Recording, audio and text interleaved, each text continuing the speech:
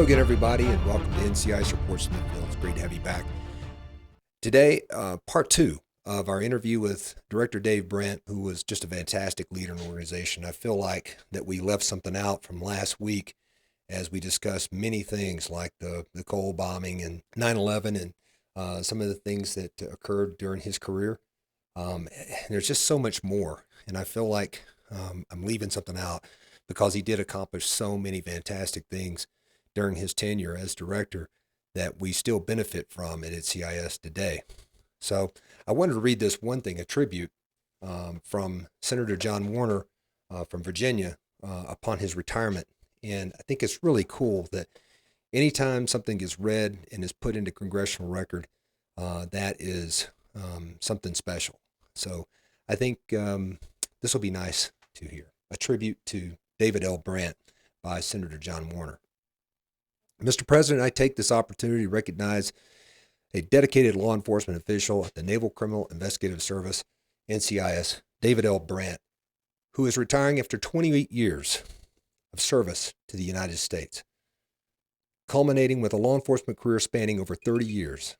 Director Dave Brant has announced his retirement from federal service effective December 9th, 2005. Following his graduation in 1975 and with a master's degree in criminology from Indiana State University, Mr. Brant began his law enforcement career as a police officer with the Dade County Metropolitan Public Safety Department in Miami, Florida. 2 years later, he accepted an offer from the Naval Investigative Service, NIS, and began his service as a special agent assigned to NISRA, or NISRA, Norfolk, Virginia. During his 4 years in Norfolk, Mr. Brant served in 4 different NIS offices and also completed an assignment as a special agent afloat aboard the USS Independence. For 13 years, Mr. Brant served NCIS in a number of assignments in the United States and in the Philippines, and he earned an appointment to the Senior Executive Service as Assistant Director of Counterintelligence in 1994. Mr. Brant served in that capacity until he succeeded Roy D. Nedrow as Director of NCIS in May of 1977.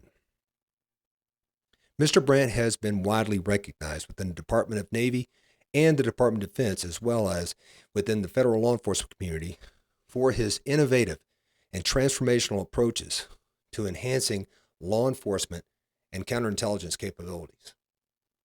He has led NCIS in developing and implementing operational strategies across all of the agency's mission areas, which serve as models for others to follow. Additionally, Mr. Brant established the Counterterrorism Directorate and built the Multi-Threat Alert Center, MTAC, specifically to enhance the ability of the NCIS to counter threats facing the Navy and the Marine Corps. Other noteworthy accomplishments during Mr. Brant's tenure include the creation of both the NCIS Contingency Response Field Office, CRFO, to improve the capacity of NCIS to deploy agents to meet naval requirements in high-threat environments like Iraq and Afghanistan, and the Deployment Service Office, the DSO, to better support those personnel once they are deployed. Mr. Brant has also led the creation of the Law Enforcement Exchange, Information Exchange, LINKS, program, which has brought local, state, and federal law enforcement agencies together to a great effect in support of naval force protection and crime fighting in the Hampton Roads area in Virginia and other parts of the country. He has partnered with NCIS with the FBI on joint terrorism task forces and assigned agents to the Defense Department Force Protection Detachments, FPDs, around the world. Moreover, he has been an outstanding spokesman for NCIS and the Department of Navy in senior-level law enforcement, counterintelligence, and counterterrorism venues around the world. Most of all, Mr. Brant appreciates that what makes NCIS a truly great agency is the quality of its people. He routinely fought to ensure that agents, analysts, and other support personnel alike had the equipment, training, and support they required to do their jobs. Under his leadership, NCIS gained civilian arrest authority and built a reputation as a first-class law enforcement agency. He established the Director's Advisory Board to provide him with direct feedback for the field on emergent issues. Mr. Brant improved upon the NCIS support infrastructure by hiring specialists in the fields of communications, congressional affairs, human resources, and information technology. He increased the number of SES and other high-grade billets while also working directly for the additional funding that would ensure the success of his agency for years to come. During his career, Mr. Brant has been recognized as an outstanding leader by multiple organizations.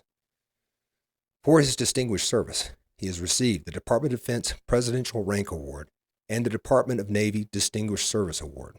Recently, he was honored by the Hispanic American Police Command Officers Association, HAPCOA, with the Aguila Award for Law Enforcement and Criminal Justice, and by the Women in Federal Law Enforcement, WIFL, as the 2004 Outstanding Advocate for Women in Federal Law Enforcement. As he begins his well-deserved retirement, Mr. Brant will remain in the Washington, D.C. area with his wife, Mary Jo, and his children, Emily and Andrew. A salute to David Brant for his dedicated service to our country, and I wish him well and his family well for years to come. I salute David Brant for his dedicated service to our country, and I wish him and his family well in the years to come. So that was a nice tribute to Mr. Brant, and I think it kind of starts off today's show appropriately, because he's going to talk about some of those issues that we discussed, that Mr. Warner, Senator Warner, provided in his statement to Congress. So I hope that you'll enjoy today's final episode with Director Dave Brant on NCIS Reports from the Field. So there are a couple of legislation things I'd like to talk about before we get to the Cole, because I know we wanted to talk about the Cole, but before we got to the Cole, there's a couple of legislation things, the USMC, NCIS integration, if you will, with CID coming in to work with us. I think that was the memorandum of understanding that you had. How did that come about, and how did you work that plan out? I'll answer that as part of a larger comment, if you will, and that, as I said, I had the good fortune of being around a lot of super guys, super employees, super leaders. I'd had a lot of exposure to DOD and fellow agencies and other jobs and our own teams, and I went in there with a view of what I thought our priorities should be. So when I first took office as a director, my first two priorities were solidify our relationship with the Navy Marine Corps and understand what our people thought of the agency in terms of strengths, weaknesses, challenges, et cetera. So to your point and to your question, for about the first 6 months, I went one-on-one with most of the leaders, civilian and military, of Navy Marine Corps at the 4-star level, certainly the appointee level, and was very candid across the board with them, me coming in, describing my belief of our mission and asking for their input. And here's the most interesting takeaway that I had from probably 100 different meetings. People outside of NCIS didn't really understand our mission. They really didn't understand the strength of our mission and how NCIS could be and should be additive to the Navy Marine Corps completing their mission. They, as a group, looked at us as a reactive force. And obviously, there are exceptions to this, but mainly call NCIS when you have a problem and you don't have a choice, and they'll respond. But the more subtle parts of what we're all about in the criminal counterintelligence, counterterrorism, security arena, most of the senior leadership didn't know who we were, what we could be, the talent that we represented, and had only been aware of headline-grabbing events, specifically the tailhooks of the world. So I spent an awful lot of time, kind of putting my personal credibility on the line with them and pledging that, number one, we're here to support you and your mission. Number two, there's a lot more we can do as an agency in that regard than you're aware of. Number three, if we screw up, I'll be the first to tell you we're screwing up. And number four, I'm going to be 100% candid with each of you, and I would hope you do the same with me. Uh, and that was kind of interesting because these guys are not used to having, in many cases, conversations without a huge staff around. Sure. So it was almost at a personal level. I'm going to trust you. We're here to support you. Trust me. Our agency's here to support you, and you need to support us. So that went a long way to, your question then was about arrest authority. So there were a list of things that I thought we needed as an agency, which came from the history, my own history, talking to our agents, talking to our admin, talking to our analysts, our security specialists. What do we need? And to your point, things that immediately popped up were, you may not even remember this, our street agent was still GS-12. We did not have arrest authority. The relationship with Marine Corps CID was strained. So all of those went on that list of priorities that, as we established some level of credibility and appreciation, that those were initiatives that we were going to pursue aggressively. But in every one of those, we needed to work really closely and at the hip with Navy leadership. We needed sponsors for arrest authority. That's a budget issue. We needed sponsors for GS-13, obviously a budget issue. We need Marine Corps leadership to understand how a different relationship going forward with CID could be productive for the Marine Corps. And all of those in that first year to 2 years when I was the director were top of the list. Now, there were many others, but in answer to your question about the Marine Corps, just to be blunt, I talked to the commandant, and I talked to him directly and said, here's what I think. Here's what we think. I know Marine Corps may have a different position, but I think we can be a more efficient, more supportive, more capable group of investigators if NCIS and Marine Corps CID are one in most cases and aren't segregated out. And you have two forces, and your Marines can be Marines, and your Marine investigators can investigate more thoroughly with NCIS. So that led to a lot of discussions, led to some changes, and I think they were productive changes. On the GS-13 thing, we were trailing counterpart federal agencies without a doubt. That was a pretty good case to make. We got support from the Secretariat, and we made it happen. At one time, you may remember, we were going to have categories, lower tier, higher tier 12s, and you're going to have to go through all kinds of stuff. Sure. We said, no, we're going to make street 13s, period. And the Navy was supportive. The arrest authority was a longer scenario. Since the origin of NCIS, NIS, ONI, that had been on the table. Didn't seem to be getting anywhere. I will quickly jump to that story in capsule form. Individual who was legislative assistant for Tilly Fowler, congressman out of Florida, came in and rode that thing and got us legislation. And once we got approval from Navy, it went forward. And after 30, 40 years of trying, we got arrest authority.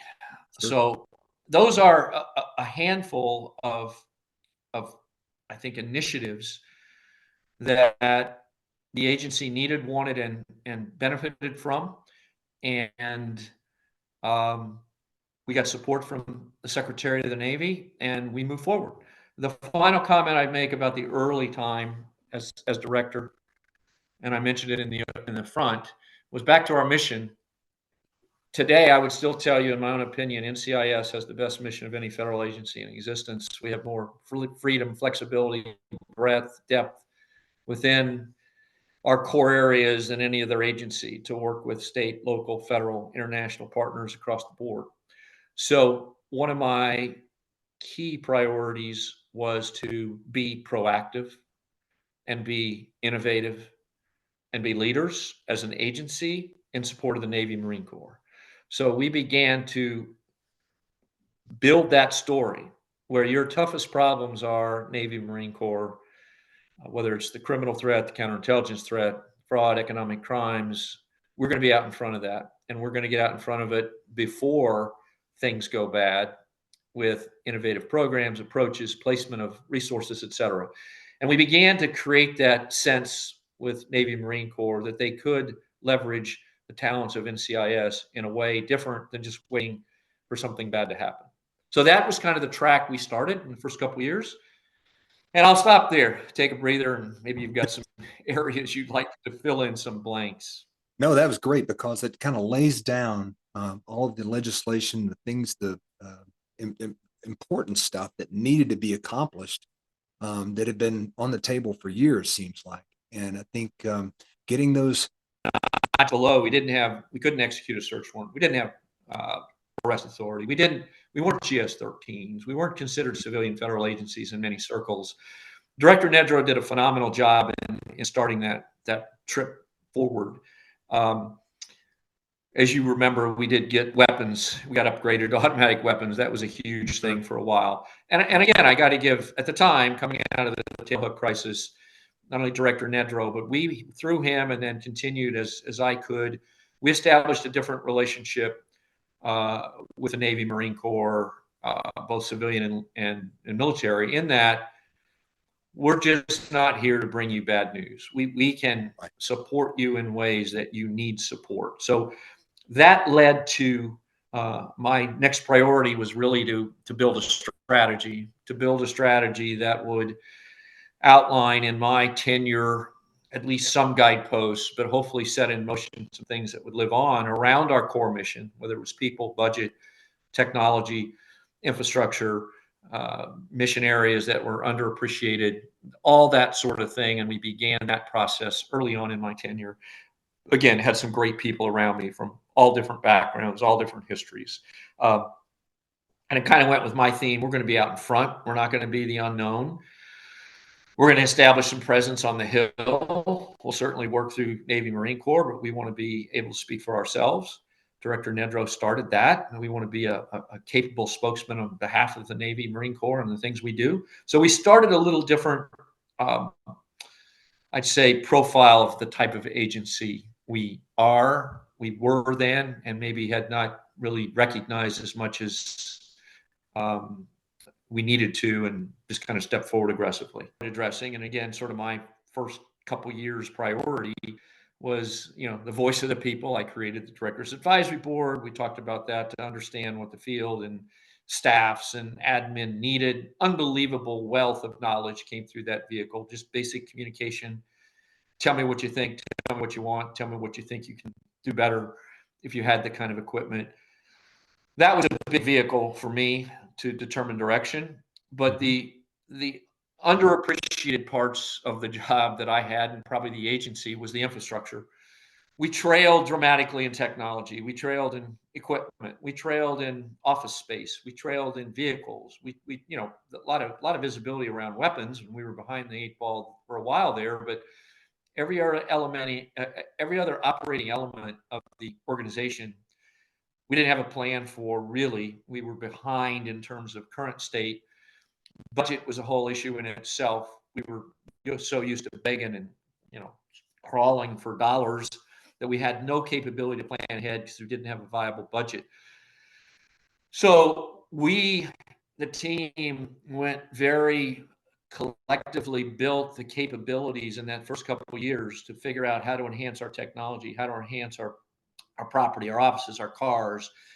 I engaged in things I was not particularly interested in, like budget, like financial management, like technology, and figured out, man, we need support around those areas, hiring. So that stuff, to put it in a very technical term, that stuff was underway. Not only was it underway, but we briefed those kinds of areas to Navy leadership.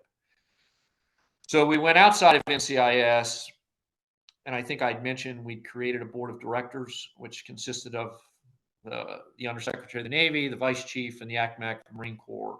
So I had a bi-monthly meeting, and that group would show up. Many times others, seniors, flag officers, general officers, would show up. We'd not only talk about cases, but we'd talk about requirements. We'd talk about an aging infrastructure. I'd make reference to, if the ship won't get underway, at the port, you got some problems, right? But we got some areas of our agency that are about to reach a state of not being able to get underway, and we got to address that. So we had started those kinds of things early on. I was excited about it. Again, I can't tell you enough. Had a great team, executive team. Um, the senior leadership was on board, and it was just an exciting time, and we were getting some budget support. Any question on that? Then I'll get into Cole. No, I that leads perfectly into Cole, because on October 12th, 2000, yeah, what was that day like for you as a director as that call came in? Yeah, I mean it shook everything in a direction that no one could anticipate. I was at my desk 6:37ish in the morning, 12 October, 2000, to get a call from the ATAC saying there's been an explosion off the coast of Yemen, a ship, probably some significant injury. That's pretty much it. It was I and other senior staff had a morning brief. I think it was at 7 or 7:30, so it was pre that brief. And it may have been, I take that back. I'm not sure if it was before or after the brief, but if it was after the brief, it had just happened after the brief. So the first time I had heard it was when one of the MTAC watchstanders, or ATAC at the time, came in and told me what I just told you. And he kind of said probably a refueling incident, but no detail. Probably no more than an hour or so later, still morning, probably before 8. The briefer, we had a meeting in the ATAC, and that same briefer was in there, and indications and information was starting to come in. And although not official, the intel community and all the watches, command centers around the world were saying this is a terrorist attack. They'd seen enough of the scene, they'd seen enough of the damage. So as the day wore on, I mean, immediately, as you know, and anyone who's been associated with this, something like this, even from a distance, for a moment, you're kind of shell shocked. You're kind of like, oh my God. But I'll use the front end of the discussion as an example of the professionalism of NCIS, because I didn't have to do much in terms of immediate reaction. The team just said, okay, let's start connecting to the intel community. Let's start getting all the information we can. Let's put our Bahrain office on alert. Let's start looking within our CONUS offices. We're probably going to have to launch a team. Let's obviously coordinate with state. Let's coordinate with FBI. Let's coordinate with our counterparts. Let's find out what's going on. Let's begin to get ready as if we know we're going to have to likely respond. So it was, as I look back, and I kind of said at the start, in a much calmer time, it was almost, I didn't have to sort of take charge. People knew their jobs. We had people with terrific training, had been deployed overseas, were situated overseas. We had, terrorism expertise. We had bomb expertise. We had analytical support, unlike a lot of agencies. So things just started clicking at a pace and a level of intensity that is probably unprecedented for me to be right there. So as you well know, over the course of the next 24, 48 hours, it was really a matter of coordination. I mean, I was talking to most of my counterparts, FBI, state, our own team, and within a few hours, it was even more absolute that it had been a terrorist hit. Some information came in about the boat and the skiff and the potential suicide bombing. That all began to take shape pretty quickly. The next thing that took shape pretty quickly, we were going to be the first on the scene, because we, out of the Middle East field office, were the most accessible. So, as you know, terrorism event, internationally or domestically, as FBI has jurisdiction. Our team, me included, was on the phone to senior levels of FBI. They had a counterterrorism, the director, and coordinating we're going to go. And we'll begin the securing of evidence, the containment of the scene, the support to the Navy where we can. We'll begin that process. And we launched, I think 5. I think there were 5 initially. I don't remember the exact number. I've got it somewhere, but we launched from Bahrain, and then we quickly launched from headquarters, a forensic team, and got on it. I will tell you one sidebar that is probably somewhat known. There was not an issue with us, NCIS, we were in the middle. Well, that picture kind of says it all. I mean, there's Yeah. some talent in that picture, and they were the best of the best. The sidebar here was on the politics of this, and you can imagine the politics were intense. The Navy, Marine Corps, particularly the Secretariat, CNO, in my world, so to speak, were constantly, insatiable for information. What's happening? Sure. What's going on? What are you doing? Coordinating among agencies, primarily agency, State Department, and FBI was challenging. We were somewhat in the middle, and once we were there, one of the biggest difficulties was State Department's view of how FBI should represent themselves there. Sure. The ambassador, who I talked to on numerous occasions, did not want an armed force showing up because she felt that it would aggravate a tense situation and could lead to more aggressive activity that she felt would not help in any way, shape, or form. Trying to figure out what had happened. The FBI was more on we're going in there with a show of force, period. And we were somewhat in the middle trying to negotiate a logical presence. And remember, this is not to go to war. This is to respond to the crime scene. This is to Sure. initially, obviously, support the wounded and injured and take care of the immediate crime scene. It wasn't to do the military part of it. So it was more, okay, how are we going to manage this? The head of diplomatic security was on the phone. I was on the phone to him virtually every day and night. And it got to be, again, to shorten the story, a disagreement over the arms and the level of really just armament that those coming in should display when they're working with Yemeni security folks. And it was resolved, but not at all significant conversations at very senior levels. I will, again, complimenting NCIS. We knew more about pre-attack Yemen than anybody. We had worked there significantly from our Middle East field office for years, working with Yemeni Yemeni security on trying to identify unexploded ordnance. You probably heard this story. We were on the ground a couple of days before this event, the attack took place. So we had relationships there. We had positions there, and those guys in that picture, both immediately and thereafter, were incredibly critical to the progress that we made in resolving this and doing what needed to be done at the time with the deceased and injured. So I'll stop there. So, More to so, add, but so anything you that, want to add?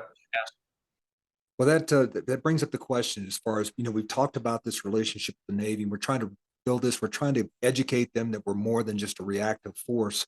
Um, there, there, there must have been some kind of conversations with the CNO and with people that you spoke to that kind of assured them that we're no longer just this force that sits back on the back burner. We're gonna jump in and we're gonna get involved. Yeah, and you said it. It was an intense time because this was an unprecedented event. The manner, Sure. obviously, everyone now is aware, it was a skiff laden with explosives, and a couple terrorists blew it up and blew up the Cole with themselves. People hadn't thought about that. People hadn't really envisioned that as likely. So it was a precursor to 9/11, as everybody subsequently knew.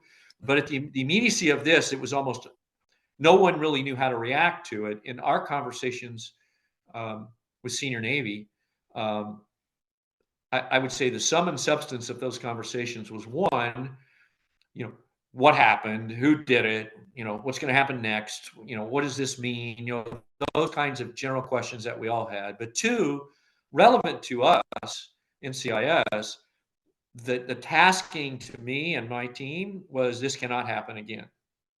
Okay, so what does that mean? That's like, oh, it can't rain tomorrow, so go out and change the forecast. I mean, and it was literally in those words, do whatever it takes. Now, you'll remember we had already started our strategic direction, but it was to me a mandate to, counterterrorism now, number one, because that mandate of do what it takes Tell me what we need to do in our ports. Tell me what you can do to support the fleet. Tell me what resources you need to change. Tell me how you can forward deploy in a more aggressive way. Do we need to do differently with our foreign counterparts? And it was really because no one really had an immediate answer. It was really, okay, you're conducting the investigation. We got that. You're hooked at the hip with FBI, state, agency, your analysts, your agents, et cetera. You're doing a good job. We know you'll do a good job on that.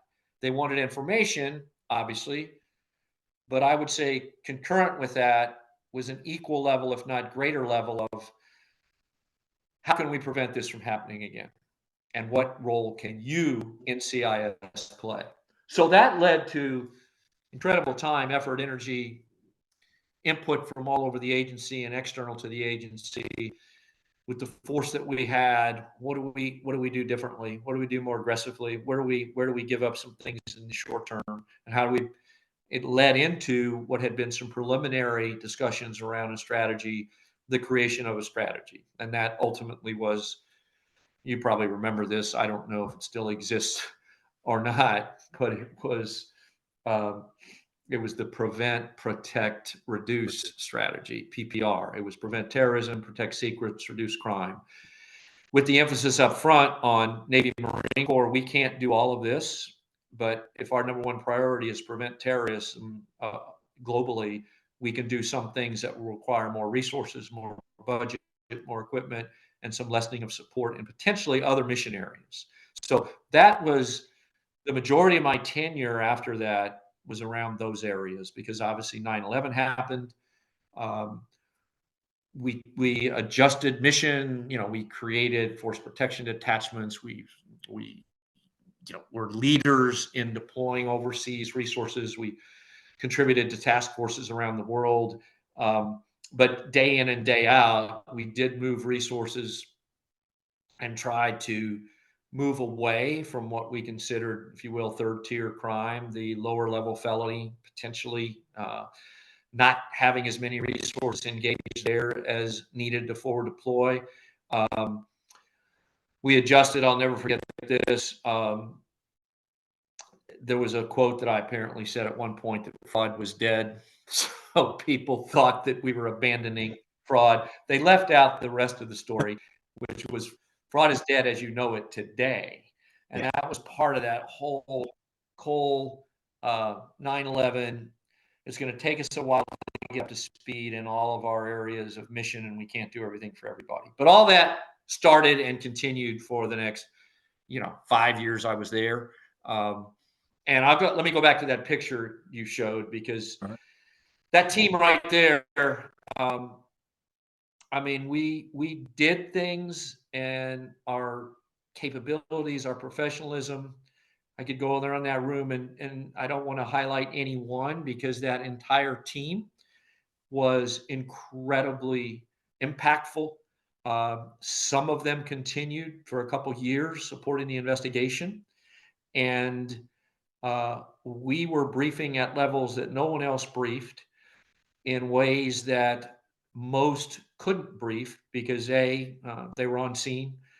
Many of them had expertise unusual for anybody to have. And we were able to paint a picture with the leadership of the Navy, Marine Corps, and Secretariat and DOD that others couldn't. So in an extreme circumstance, unprecedented event,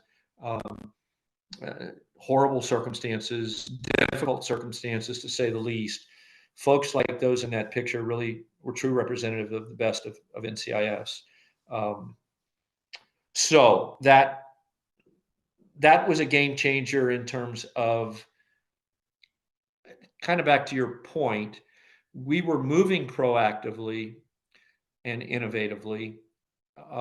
When Cole happened, it was an additional reason for me and other senior leaders to say, this isn't us just wanting to get more people or more money.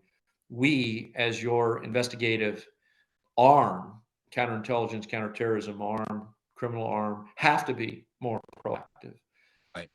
We cannot allow things like we just can't sit back and say, well, we'll just wait and see what happens next time. So we had a bit of an open ticket to say, tell us what you can do.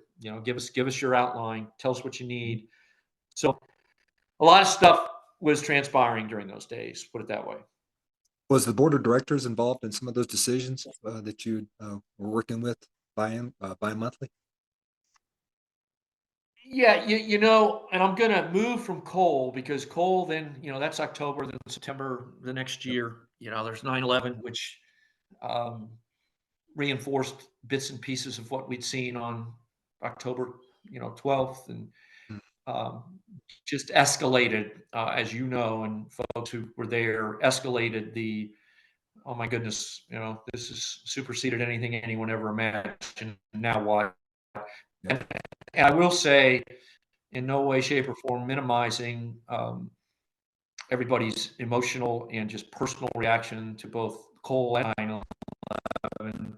The professionalism that I saw at NCIS, when, as I said earlier, my role in those days was primarily to represent the agency, to pass information, coordinate with counterparts. But in some ways, within Navy and Marine Corps, within our sort of, path in the road, calm people, because you get a lot of the, oh my God, what's going to happen next? What are you doing? That kind of reaction. And the reality was, we just needed to do our job. We needed to do it in a different intensity and look for ways to be more aggressive where it was a possibility. But initially, we were part of the Pentagon task force. We supported 9/11 entities in New York City, obviously. And the NCIS teams around the world literally just did their jobs, and they did it at a different level, more intense, more focused. Uh, the reporting, we had some phenomenal reporting. Our crime scene support, our forensic support, our analysts were terrific.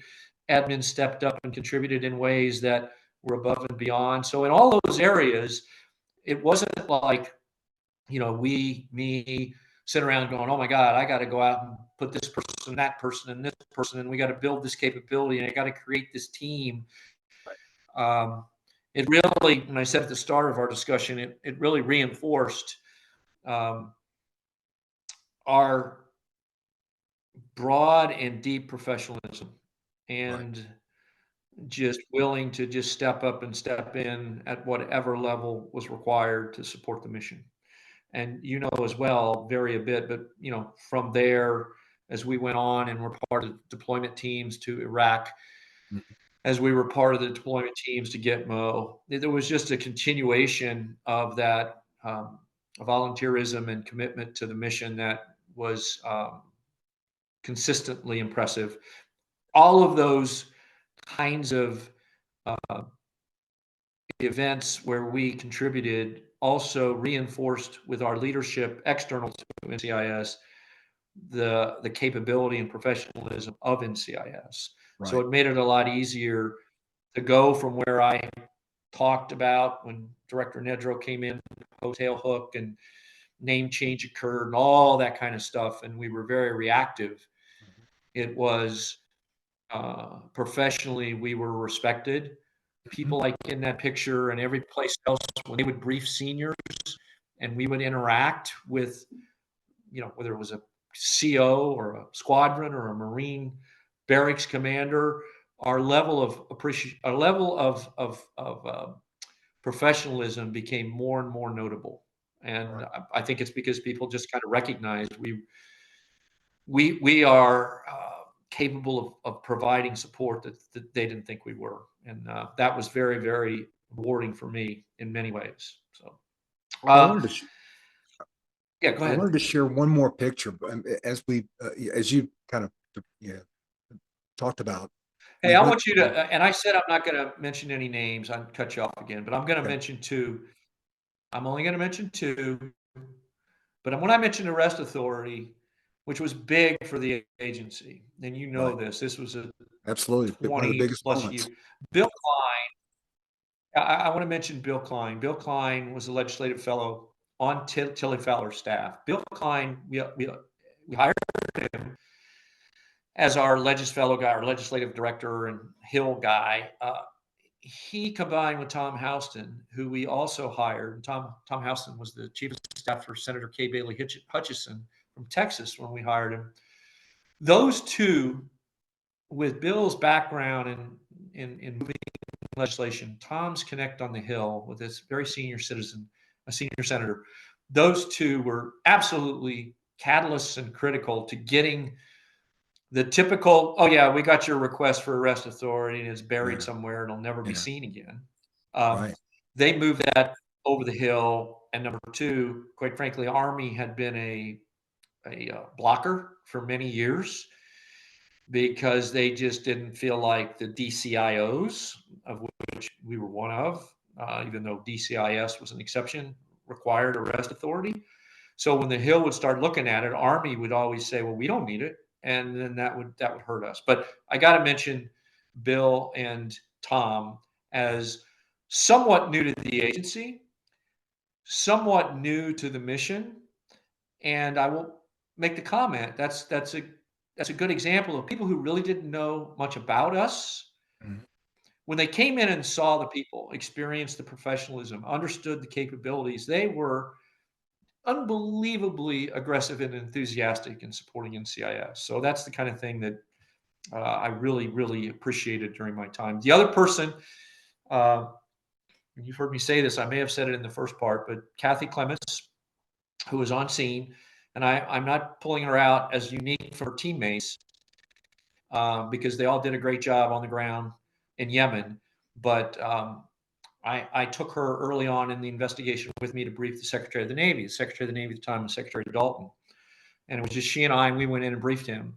And among moments in my career, this was a moment where she was phenomenal and was on the recovery and salvage, I don't know what the term is, forensic team that was literally um, managing the recovery of body and evidence, body parts, et cetera.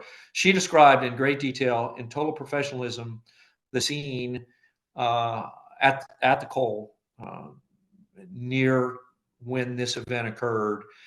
And in addition to sort of the forensics piece of this and her expertise there, what I also remember her doing uniquely was praising the sailors on the ship and their professionalism. And they had just lost 17 shipmates, 35, 37 injured. Uh, but the way they managed that day and the days and the immediate afterwards, she highlighted to the secretary in terms of their commitment and professionalism. So uh, it was a moment that I remember because the secretary was taken back. He was a bit of a stoic guy, used to a lot of briefings, used to a lot of subjects, used to a lot of people coming in and out. Um, he was taken back, and I think in a way that he was appreciative again of NCIS and tragic moment, tragic set of circumstances. Who knew what was going to follow? But took time out, took the meeting, and appreciated the meeting. So I got to highlight now and then. There are some moments that I want to pull out from many many moments, and that was one of Sure. them. Well, I remember when I talked to Captain Lippold about a year ago about that, he could not say enough about the team on the ground there. Not only the NCIS guys, but he'd talk a little bit about the FBI. But he was just Yep. impressed with the NCIS response to the incident. It was something that he didn't expect at first, but when it happened, he was so grateful for it. So Yeah, it was an Lippo. interesting time. Yeah, and he still does. I think he'd speak publicly about that when he's asked about the attack on Cole. He will bring up NCIS and response, all the things we've touched on. The other thing, I don't want to leave it hanging. The FBI did a great job. They ended up being terrific partners. We stayed together with them. Some of the guys in that picture stayed together with them for a couple of years on scene in Yemen.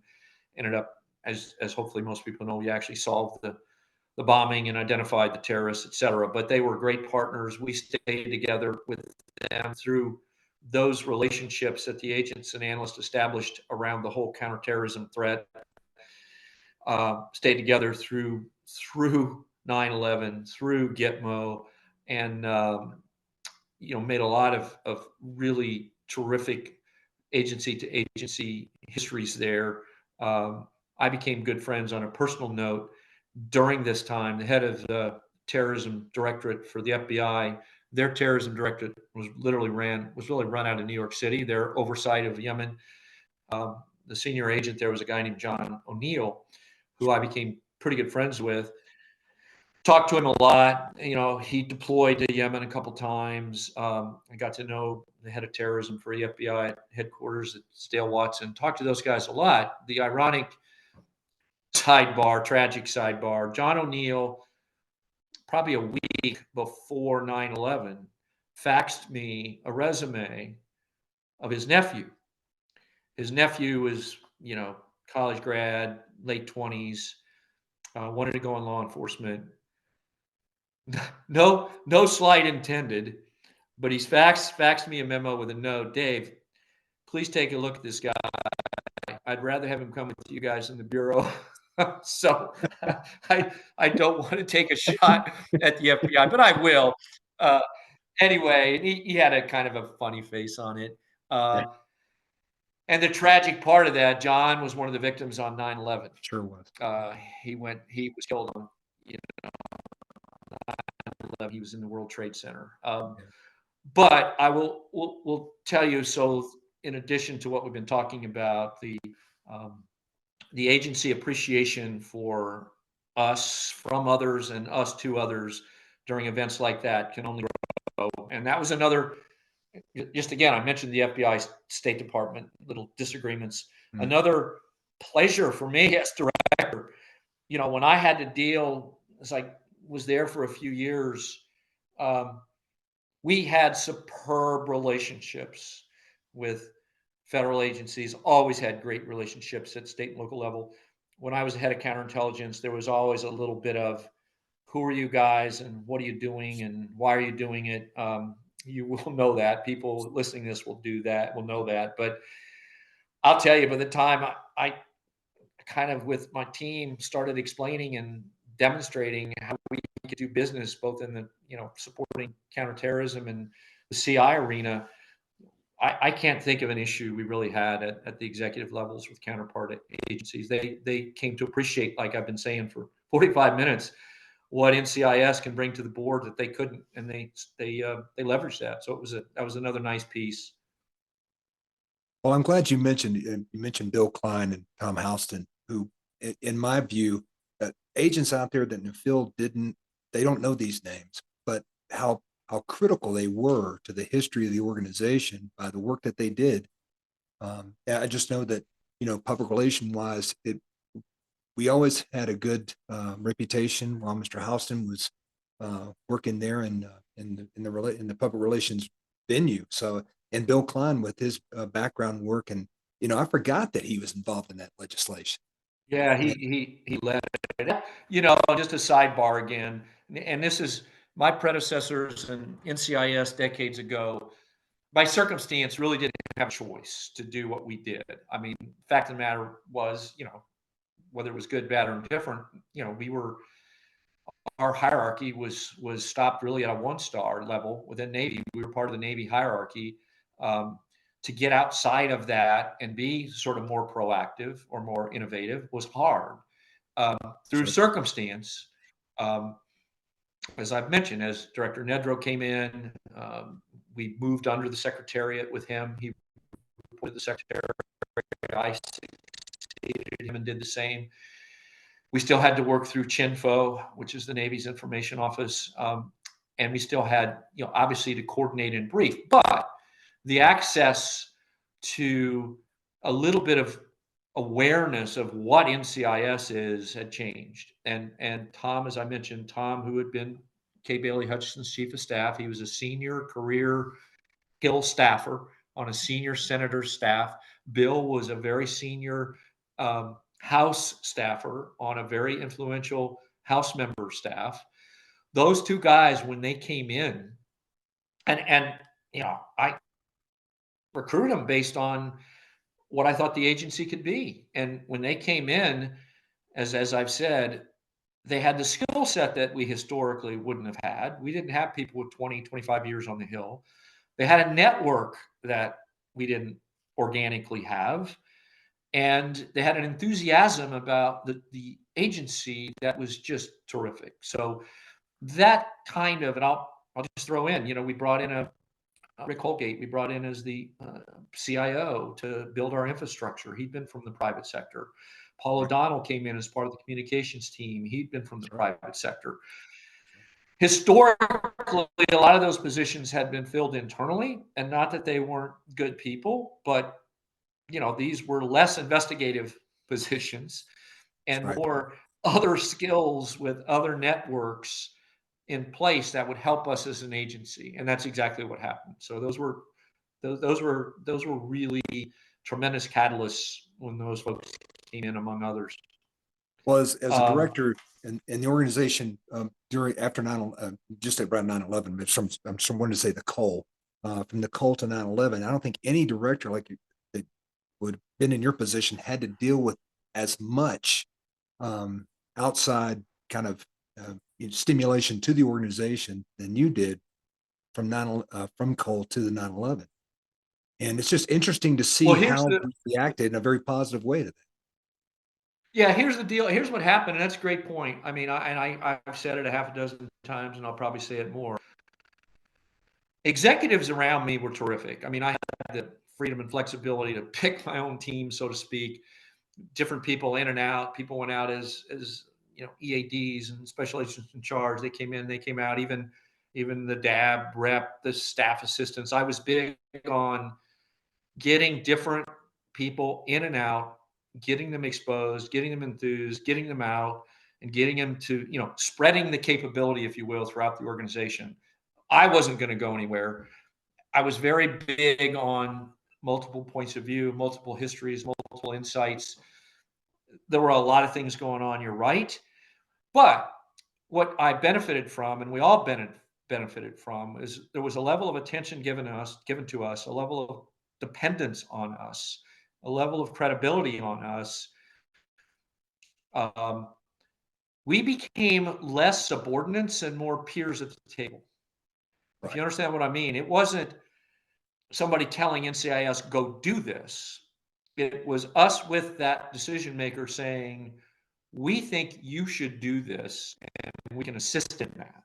So if I were to shape things as I saw a change in the organizational sort of mindset, it was certainly we're going to react to things because bad things happen.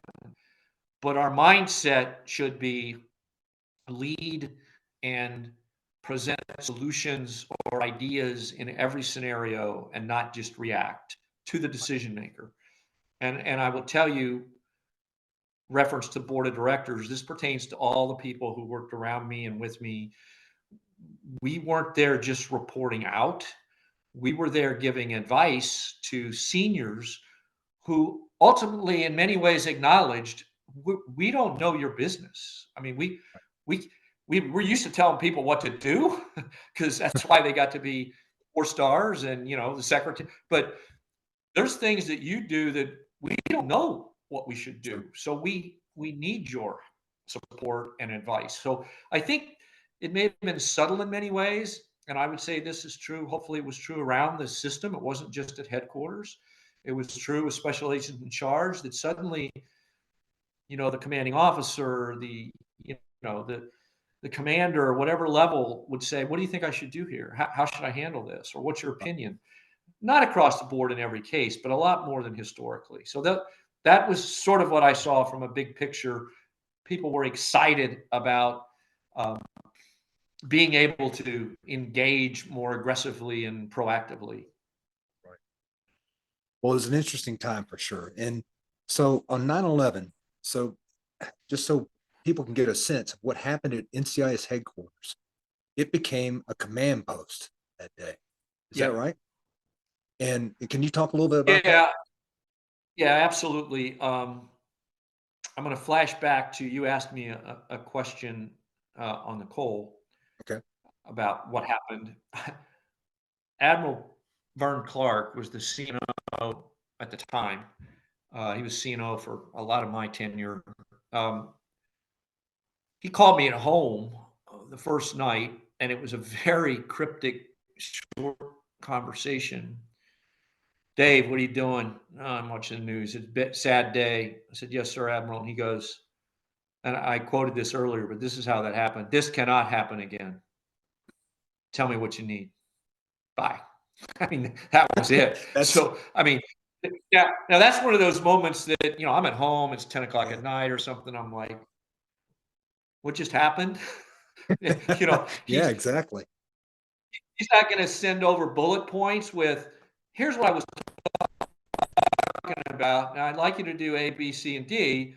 It was kind of a clear mandate, Yeah, sure. so it was an attention getter. And again, we did what we did, and I've told you part of the story, but that post attack on Cole timeframe, it was intense. And obviously it was intense for a lot of different reasons. But when the 9/11 happens, same Admiral Clark, his staff calls over. They're aware of ATAC, MTAC. MTAC, I think, was being built then. ATAC, I think we changed to MTAC. I'd have to look at the sequencing. Maybe it hadn't. No, I think it was still ATAC. But anyway, our command and control center, his staff calls over and says the Admiral wants to set up shop over there at your building in the Navy Yard. He wants to come over there at least 3 times a day.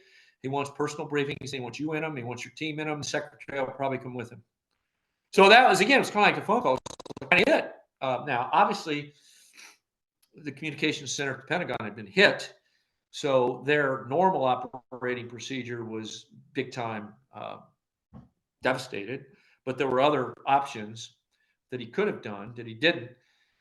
So yeah, he and the secretary was with him most of the time. The vice chief came, Marine Corps generals came. There was usually 8 to 10 people. It started out 3 times a day. It was in the morning, 7-ish, in the afternoon, close of business. And then once during lunch, he would come some of the time. But we ended up with, I think, a pulse of beginning of the day, end of the day. He would come, again, typically the secretary. We'd brief him, and he would sit with the secretary when the secretary was there, with our team, and he'd have part of his team. And it would be, there would always be a reflection, on the state of the rescue, the wounded, the deaths, the state of the crime scene search. There was always that. Obviously, just tell me the numbers, tell me the status, tell me what we recovered, that kind of stuff.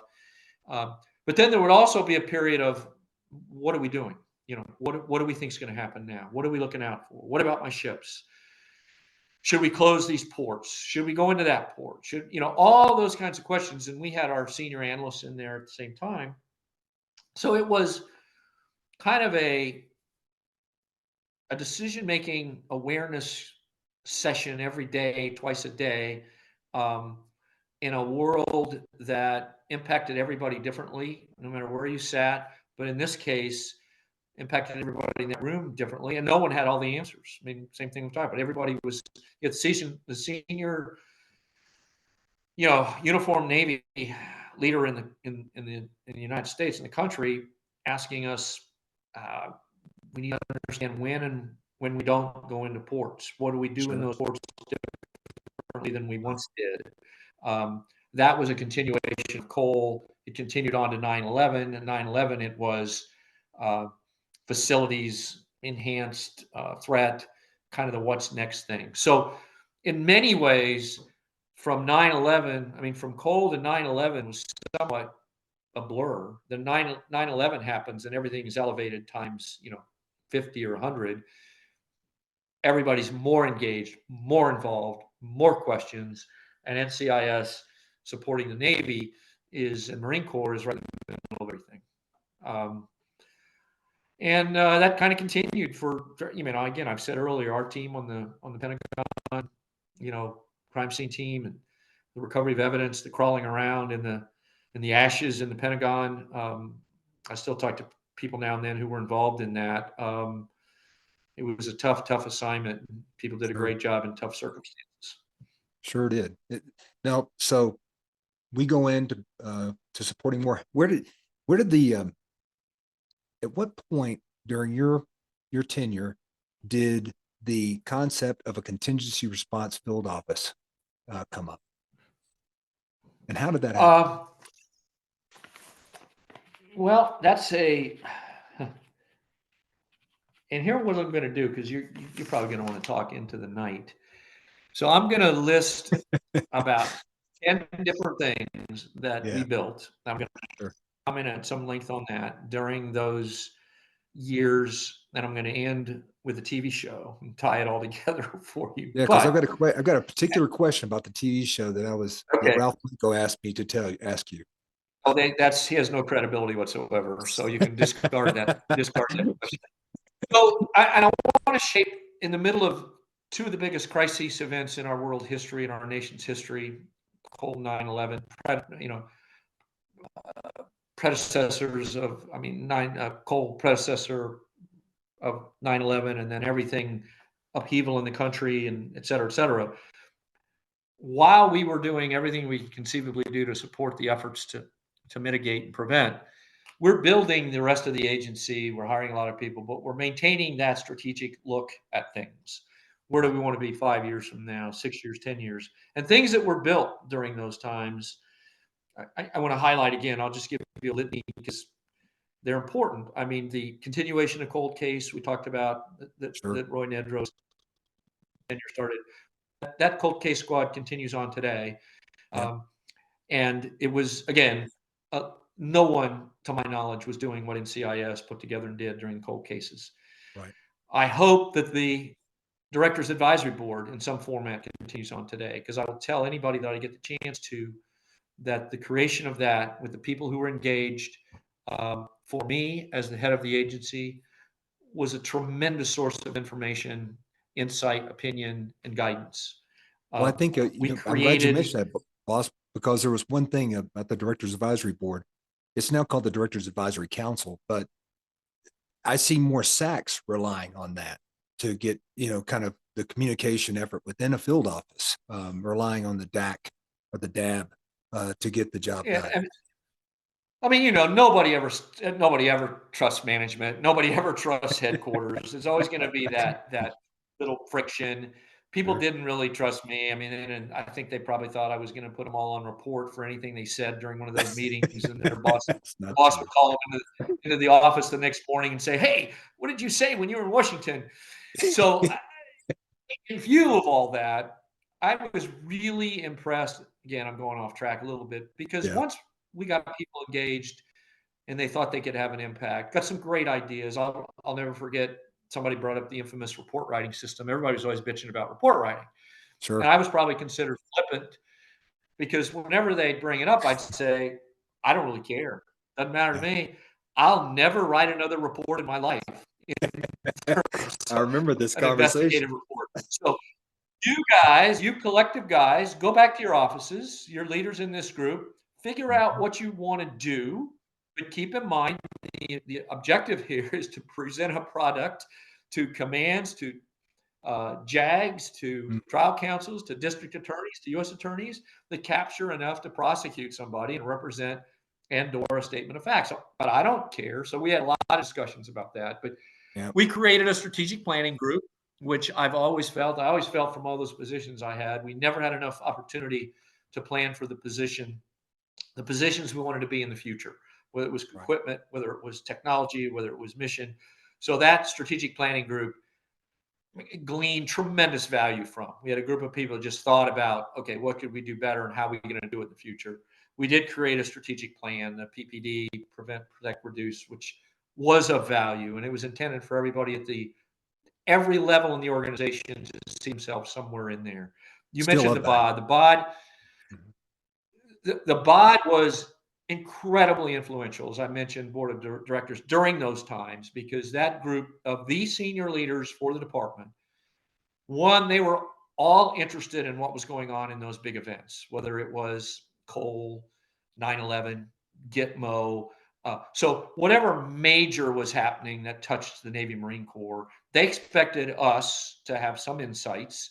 So they were always interested from an informational perspective. So it gave us a forum with the seniors who they didn't get together like that often. So, those three typically didn't sit in a room and kumbaya, because they had their own operations to run. So it created an opportunity to represent us and get to decisions where I could be blunt and could be very clear and was never hesitant to say, we didn't do this as well as we could have, or there were some glitches here, if that were the case. Much different environment that didn't called over, as you can imagine, when someone had briefed someone else that NCIS screwed up Yeah. again. So Oh, you walk into something and they already have an expectation. And you guys are just one disaster after another waiting to happen. So we did a lot with that. So that was created. We obviously built the MTAC, which was unprecedented. The Multi-Threat Alert Center, which again, sidebar, I mentioned in Yemen, we had agents from Bahrain, Middle East Field Office on the ground a couple days before the attack, maybe a week, I don't know, pretty regular basis. And the information flow between the counterintelligence, counterterrorism aspect mission of NCIS and the criminal side, we were firewalled, we were stovepiped. We did not have systems in place that allowed a smooth flow. You remember, I can hear people tell me now, oh, I'm not going back there. There's a cipher lock on the door. We can't get into that space. So we had our yeah, own little version of, different worlds. yeah, So what was really driving MTAC was the integration of information, period.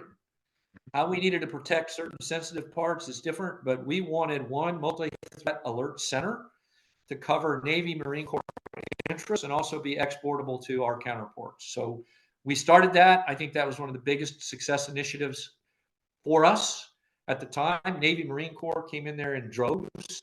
Our counterparts didn't have anything quite like that. And it was a huge success on the people involved in building that, shaping it, understanding the impact, and I know it lives on today. So, continuing, real quick, I'll speed it up. Links, Law Enforcement Information Exchange, lives on yep, today. yep, That came about. We had started talking about that Cole because of gaps in access to information. And I was working with the FBI on trying to figure out how we could work closer with them. Cole happens, 9/11 happens. I personally spoke to Director Mueller after he had succeeded free, and he said, "What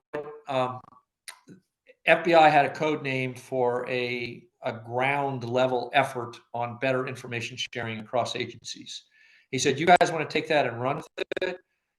Take it and run with it, because I don't have time to do that right now." So without wow, going through the whole story there, that created a partnership with state, local, supported by the FBI, where we built information sharing locations in Seattle and Corpus and Norfolk were the initial ones, Hawaii, DC. Um, Navy funded us. And the whole theme was we want to have access to information via technology versus having to get on the phone every 5 minutes. And what's going on outside the gates in Bangor is important to the Navy. What's going on sure, outside the gates in Kings Bay is important to Navy. So Admiral Clark I flew with the secretary, and Admiral Clark flew separate to Seattle. And we had a governance meeting where he and the Secretary of the Navy met with all the chiefs of police and federal agencies in the Seattle area and pledged their commitment to supporting law enforcement by continuing to provide funds to build out links. right, Now, the reason I highlight that is there were critics of that, believe it or not. wow, There are always critics. That mm, why are we wasting our time worrying about something like that? Why would we invest our time, effort, and energy? I'll tell you that as far as legacy and continuing today, the Navy, Marine Corps support for building that capability, which didn't exist, and this goes back to my comments, being a leader and being out in front of that was incredibly impactful across the law enforcement community. So that's a legacy continuing, I think, capability that lives on today. and Director Um, Lopez we were mentioned the in his last speech at the NISA convention in Nashville. He talked about how important links was today by taking. I think the CNO went to a meeting in Seattle, and he was blown away by how many law enforcement agencies were working alongside NIST and this endeavor. Yeah, and I'll tell you something, another little war story. Comey, Director FBI Comey, was the Deputy Attorney General when I was there and Links was started. Um, Mueller was the Director of the FBI, and then, as you know, they kind of flip-flopped around for a few years. But as Secretary England, who was Secretary of the Navy, and then he went on to be the Deputy Secretary of Defense. But as he was leaving the Secretary of the Navy, A.G. Comey had a meeting and asked that I ask the Secretary to come over to his office if he would, or he would come to the Secretary's office. As it turned out, myself, the General Counsel, and the Secretary went to a meeting with the Deputy Attorney General at the time, Comey.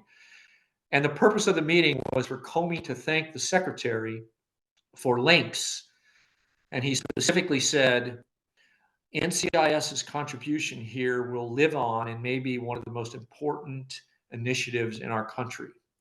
And the Secretary was sort of shell-shocked. I mean, he knew it, but he wasn't aware of the impact. So again, I know you said at the beginning, a lot of people probably wondered, what is all this stuff going on? Why are we doing this? But that initiative during a time when people didn't know what to do. Remember, we've had Cole, we've had 9/11. There were antiquated information sharing initiatives in place. There was turf battle galore between state, local, federal.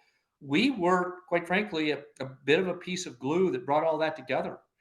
And we were sort of the feds liked us because we were a fed, state and local, in places like Seattle and Norfolk and Jacksonville, and Corpus. Everywhere where we had an office, we had wonderful relationships with state and local law enforcement. So they welcomed us to kind of be the leader of gaining more capability of developing leads and solving crimes and mitigating terrorist threats. So that was a big deal.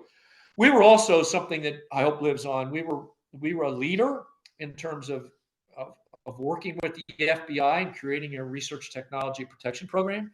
That RDT program way back was getting inside industry and understanding where the technology threats were. On the CI side, we did things that I won't talk about here, but again, I'm going to highlight all this and stop, but I wanted to make my point that what I'm most proud of, people, number one, and the fact that everybody was there during that time, wherever they contributed.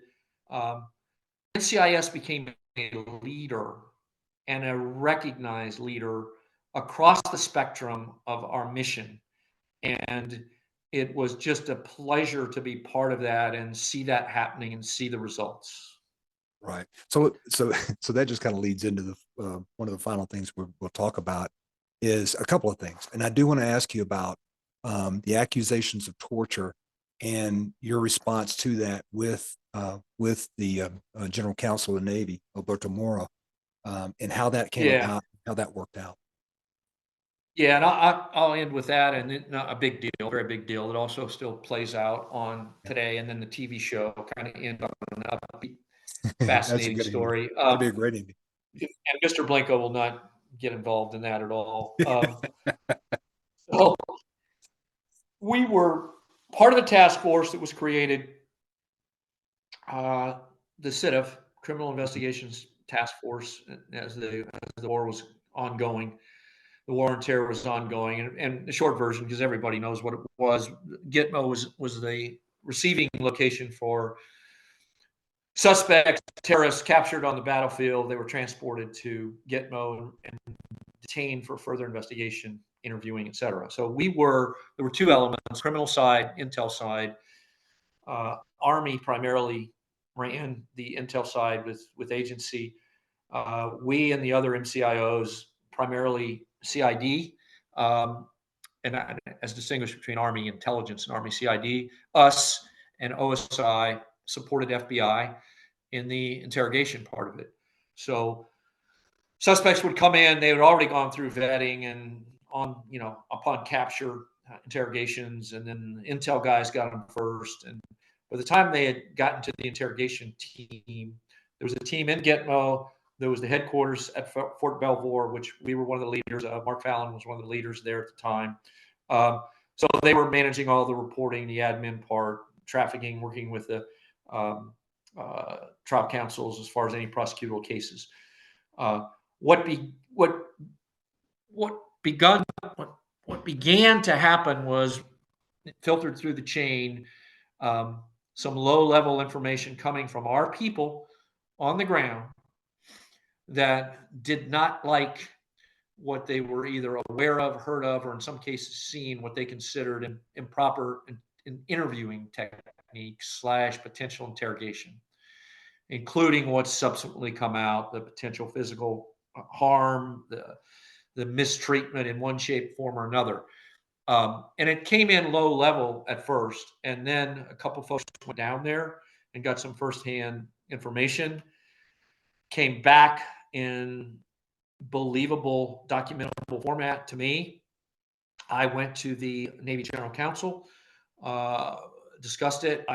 Then he went to the SecDef chain, and it got sort of caught up in a bureaucratic, what do we do about this? What can we do? What can't we do?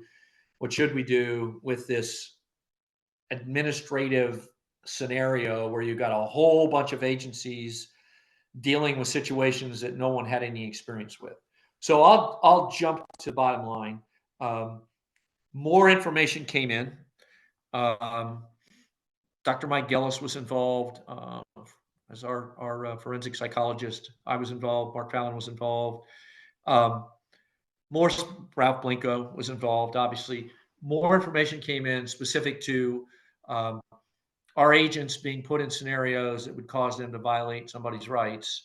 And remember, they're there to interrogate and develop evidence for prosecution, period. Sure.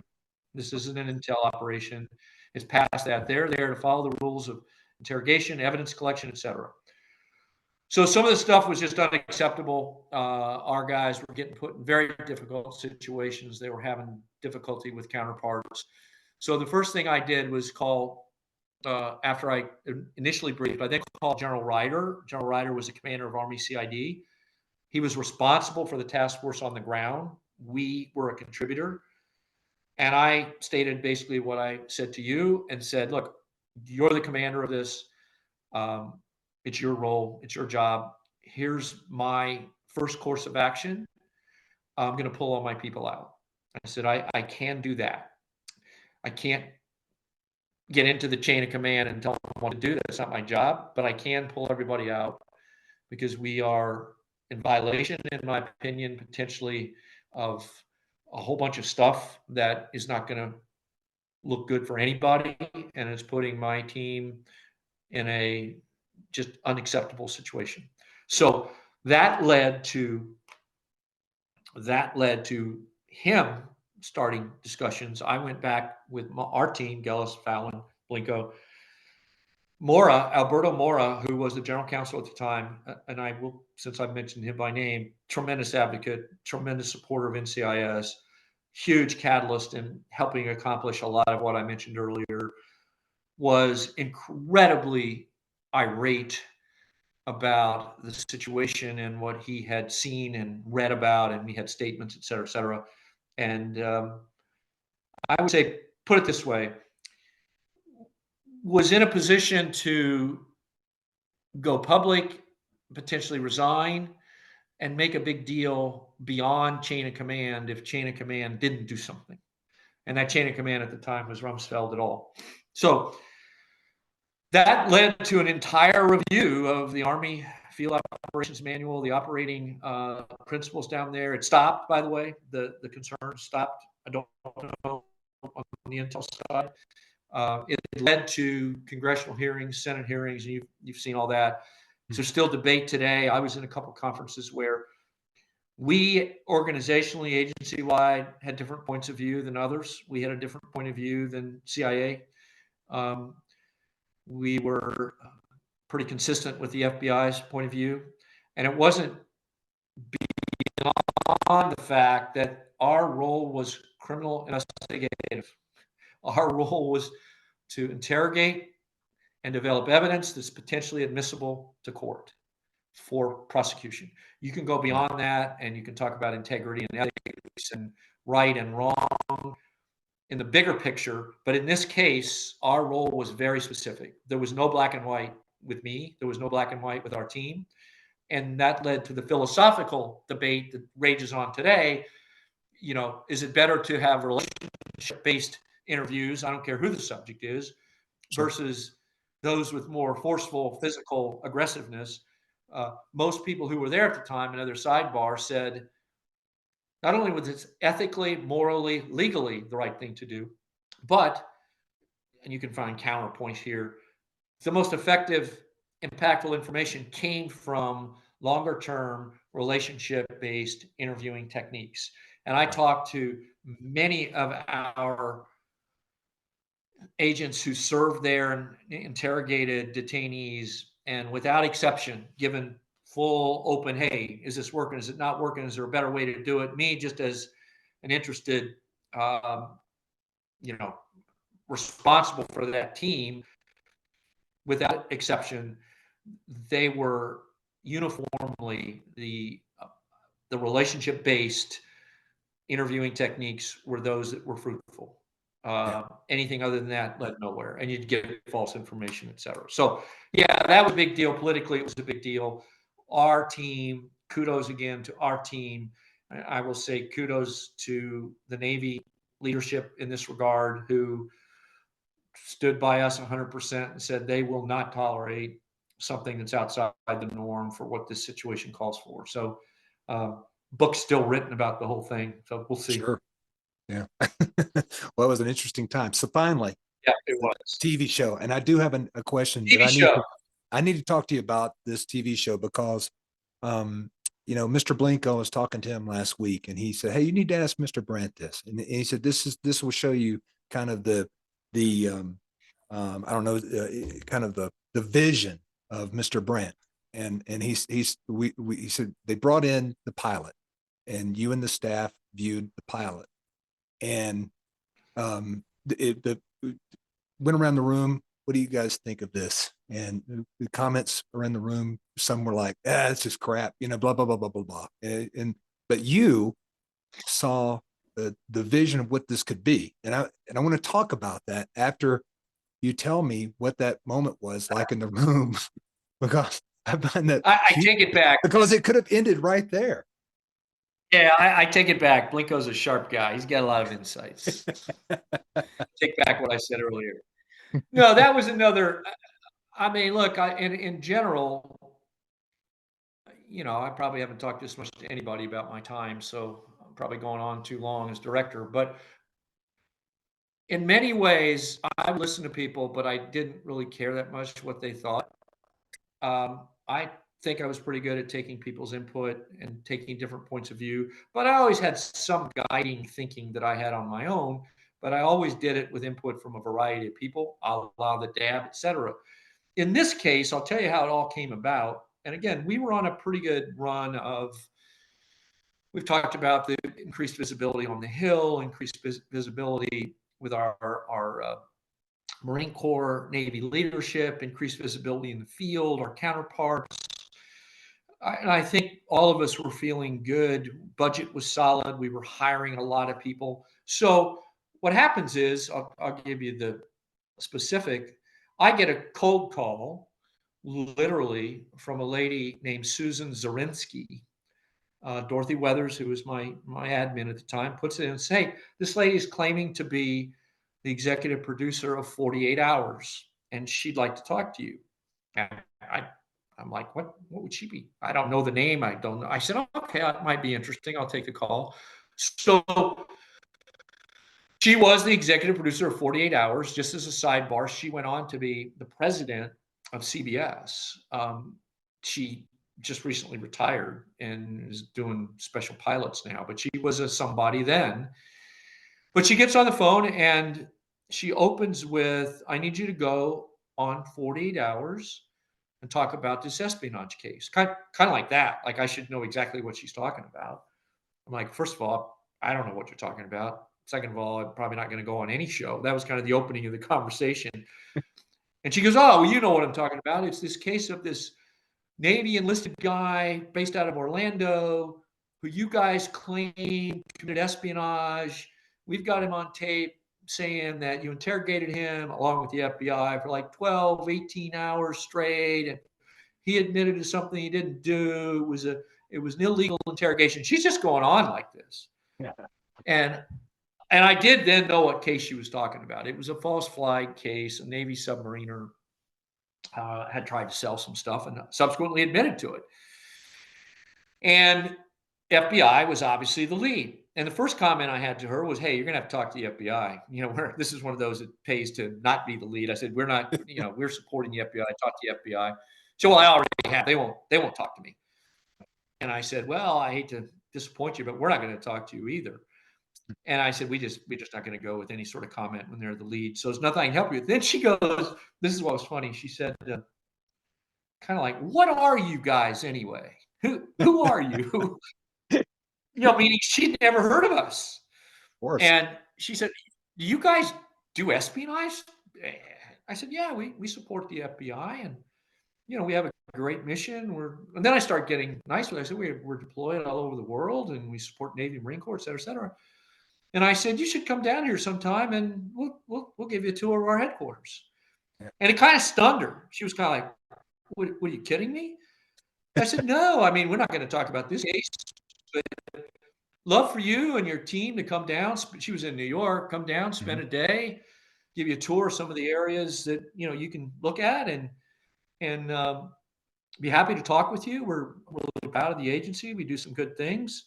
And she goes, this is another shot at the FBI. She said, "Well, the FBI will never let me do that."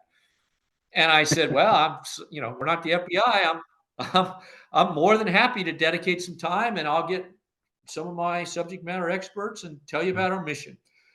So she said, "Well, you can expect a call back." And I'm like, "Okay, this is over." We hang up, say thank you. That's it. Probably a month later, she calls again and says, "I can come on such and such a day. Set it up." I mean, she's kind of authoritative, but I can come on like 10th and 12th. Set it up. Meet me in front of the building. I'll bring one person. I said, and I did some. Actually, it was Tom Howson did some research and said, "Hey, she is the executive producer of 48 Hours. She's a 20-year veteran." I said, "Okay, let's do it." So we set it up, did our standard, and that's another point. We were really good. We really, as an agency, showed well. We could rightfully so impress people. So I was never concerned about doing something like that. She comes in with one person. I spend 30 minutes with her and say, "Hey, it may have been Blinko, I don't remember, but here's this person and that person. They're going to take you around. They're going to show you different things we do. I'll see you at the end of the day, or whenever you get bored, come back and see me, and I'd like to talk to you and your impressions." And she's gone. I mean, I didn't go with her or anything. She comes back at the end of the day, and this is probably a time 50-ish lady, and she's an F-bomb machine, meaning she just didn't hold back at all. I mean, she pops in, and it's just her and whoever was escorting. Like, it was sort of a, "Holy F! I didn't know you guys existed. This is unbelievable. This is effing up." I mean, she just went on, and I'm just sitting there going, "Well, yeah, that's good. I'm glad you enjoyed yourself." And she goes, "I'm going to do something for you guys because nobody tells us the things that you told us." I hope it wasn't anything too out of the ordinary. And she says, "I'm going to get you a piece on 48 Hours. I'm going to figure out how to do this." And I'm kind of quiet. And I said, "Hey, I told you we were a good agency. We got a unique mission. I'm really glad you took the time to come down. Thank you. If there's any other questions, don't hesitate to call." And I probably spent 20 minutes, but she's gone. I'm thinking, that's it. She literally calls within a month again, same thing to me, and says, "Look, here's the deal. I can't get you on 48 Hours because I can't say anything bad about you." That's kind of it. She says, "Nobody's going to want to watch a show that just talks about a piece about this agency that does good stuff. I'll figure that out later, but I can't do it yet because," in essence, she said, "there's got to be some dirt connected." It was a funny conversation. She was just straight to the point. So then she said, "Well, I'm going to do something else." She said, "Expect a call from Don Belisario." Okay. Again, like you, I don't know who Don Belisario is. And she goes, "You know Don, don't you?" Like, "No, I don't know Don." She said, "Well, he produced Magna PI. He produced JAG. He's a producer of JAG. He produced MacGyver, big time Hollywood producer. He's going to want to do something with you because he's trying to figure out what to do with JAG." I said, "Okay, see ya." About 2 months later, "Hey, Dave, it's Don." Like, "What? Who?" Todd Belisario. He launches into this 20 minutes uninterrupted idea of his. He's going to sunset JAG. He wants the real NCIS to be part of this. Will we work with him? Will we do this? Will we do that? I'm saying, hold on a minute. I mean, this is going fast. I mean, he's already got this idea, and I've heard through Yeah, sure. Susan. Susan told me to call you. So here's what happened. He was real. And I took some time with him, and he said, "Look, we're going to make this win-win. We're going to make this big for you guys. You know, this is going to be the biggest thing ever. Blah blah blah blah blah blah." I mean, I thought it was, thinking this is pure BS. I said, "I'll put some of our team with you to sort of figure out what you're thinking about." Sure. And that's where Tom Houston, Paul O'Donnell came into play. So again, longer story here. He would call me about once a month. There was a pilot. We were able to talk with the writers. We were able to review the scripts. I think O'Donnell went out there several times, sat down with the writers. I hadn't told Navy anything about this at this point. So we were kind of going in uncharted territory here. None of the shows had aired, but they were preparing to do the pilot, and they were going to run a joint NCIS introduced in JAG, and then they were going to run a single pilot of NCIS and see what the audience was, which I didn't know anything about this stuff. So long story short, we participated in all that. We alerted Chinfo, the Navy, that we might be engaged in a pilot kind of thing. And it happens, to your point about the room, everybody was kind of mixed about the pilot. I thought it was pretty good, but Belisario calls me back and said, CBS wants to pick it up as a show. And I don't know where in the sequence this was. This is going to be the longest running show, the most successful show since Gunsmoke. He told me this because you guys are great, number one. Number two, Mark Harmon's going to be the lead. Oh, wow. And Mark Harmon attracts this incredible demographic of primarily women, but he is going to be a superstar, and you guys are going to thank me for the day we started this show. All positive. Yeah, sure. So I'm like, holy cow, this thing may be serious. We ended up briefing Navy, and to your point, and Ralph, there were people who hated this idea. I mean, hated it. I mean, this was maybe the most controversial thing that I saw. They wanted nothing to do with it. They liked our status as unknown. What's NIS? Are you in the Navy? Do you wear a uniform? What are you guys? Do you work for the FBI? They loved all those questions. Yeah. I kind of it was kind of a split. I said, look, we can't not do this. Now, look, we had to negotiate the name of the show. We had to negotiate the lead actor. The lead actor initially was potentially going to be a Marine. We had to negotiate it was going to be Navy JAG. Yeah, I mean, it was going to be Navy NCIS. Yeah. In fact, there was one show that came out like that. So this got intense on the Hollywood side in terms of what we were going to want for this to happen. But it happened, and I thought I liked the people. The people were sincere, the way they framed it. It was going to kind of be a good versus bad, good versus evil, bad versus good kind of thing. Mm-hmm. I met some of the actors, and the rest, as they say, is history. The Navy came to love it. I would go to the director meetings. Uh-huh. Oh, yeah. And I won't name names, but there would be hey, have you met Mark Harmon? I'd say, yeah. Well, how is he? I'd say, he's a good guy. He's like the quarterback of the team. Could you get his autograph for me? It's not for me. They go, not for me, it's for my wife. Sure. No, it was good. I mean, we never had any pushback. I got a little nervous because, as you well know, the TV show is glamorized and shows a lot of homicides. But we never got any pushback. Our team, as we've mentioned, Houston et al., did a great job taking care of. Ultimately, after about a year, through our recommendation, they hired Leon Carroll to go in to be the technical advisor. He'd retired as the special agent in charge in Seattle. So it's been great. And then who knew they were going to branch all the brothers and sisters, but they did. Leon has told me that recruiting went through the roof. Yeah. Well, Leon told me, he said, I've actually worked for the TV show longer than I work for the agency now, Yeah. which blows you away. Blows you away. Two other quick war stories. One, Mueller was not happy. Director Oh, Mueller, FBI. oh, really? I would see him about once a month, and it usually just be he and I. We typically didn't talk that much about the TV show, but he comes one day.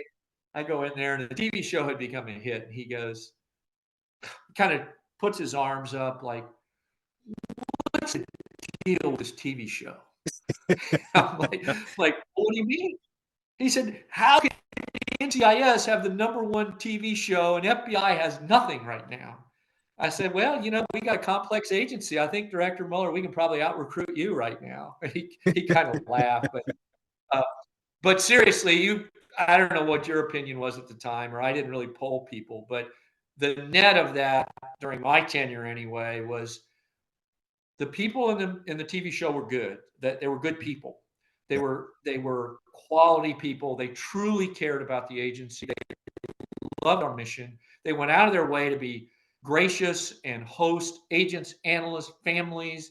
They'd send holiday, messages. They'd do tapes Yeah. for They're great. agents who deployed. They were great, and the public.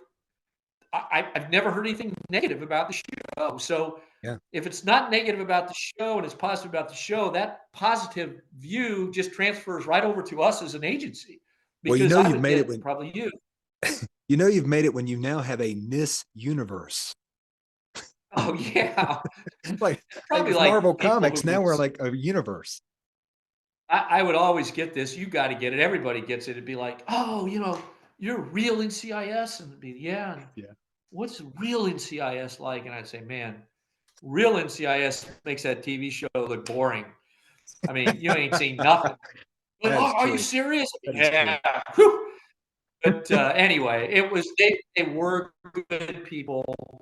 I think even the harshest critics who may not like the actual show have to admit it was good in many ways for the agency. Internationally, even before I left, Yeah. people loved the show, and they would think that it is us. It was great. So anyway, Well, I'm out of it still stories for has. now. I'd have to go into my second level. Well, as we conclude, I just want to say one last thing about the TV show. I was in Italy, and you see T-shirts for NCIS over there, and the Carabinieri just signed a memorandum of understanding with NCIS to work and train together. So it's been phenomenal. That's great. It's been phenomenal. Well, Lee, So I thanks for do the want time. I probably talked about 3 hours longer than I should have, but I appreciate what you're doing, by the way, just to get it on the record here. And I myself, and you know this because you're hearing all this, I've told others, listen to this, because the true stories of NCIS are those you're interviewing. They're telling what they did in their careers, where they were, the cases they worked, the investigations they ran. They're fascinating, and I think, as with the TV show, uh, and what used to be the case with Navy Marine Corps, as I said, or even our counterparts, a lot of people don't know what we've done in our histories, and it goes to that individual agent, individual management person, individual analyst, individual admin. Man, they've seen it all and done it all. So thanks for doing this.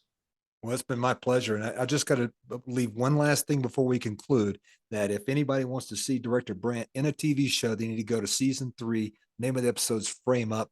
And I wonder if you can still remember your line.